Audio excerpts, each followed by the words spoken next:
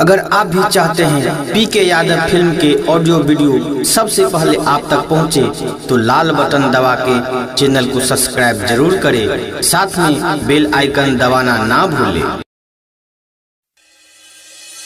DJ Rahul Raj,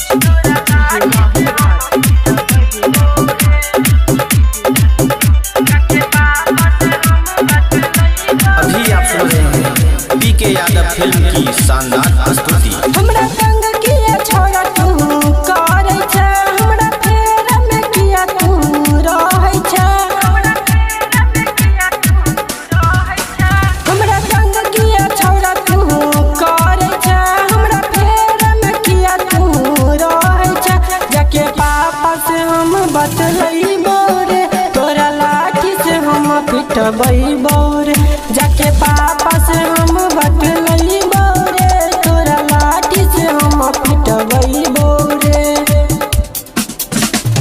DJ Rahul Raj, DJ Rahul Raj, DJ Rahul Raj. जाके पापा से हम बतलैबो रे, बतलैबो रे। छोड़ दे तू रानी नहीं तो है तो बुरा हाल रे। मायरे जखन लगतो तोरा तो ना याद रे। छोड़ दे तू रानी नहीं तो है तो बुरा हाल रे। मायरे जखन लगतो तोरा तो ना याद रे।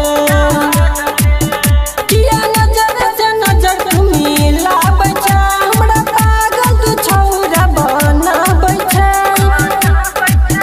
सुने थर थर तोरा कपबैबो रे, तोरा लाठी से हम पिटबैबो रे। जाके पापा से हम बतलैबो रे, तोरा लाठी से हम पिटबैबो रे। DJ Rahul Raj, DJ Rahul Raj, DJ Rahul Raj. जाके पापा से हम बतलैबो रे, बतलैबो रे। सुन ले रे छौरा तू तो नहीं झकास रे। तोरा तो नीक छई रंभो आकाश रे।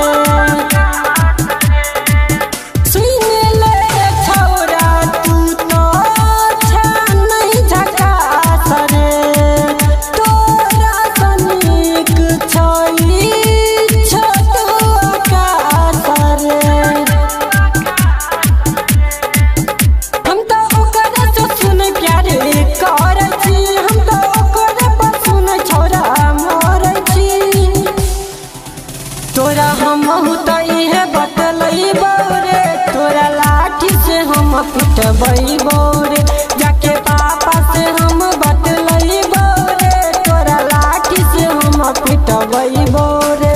हमरा संग किया छौरा तू करे छ, हमरा फेर में किया तू रहै छ। जाके पापा से हम बतलैबो रे, तोरा लाठी से हम पिटबैबो रे। जाके पापा से हम बतलैबो रे, तोरा लाठी से हम पिटबैबो रे। पूनम रिकॉर्डिंग स्टूडियो बनकट्टा।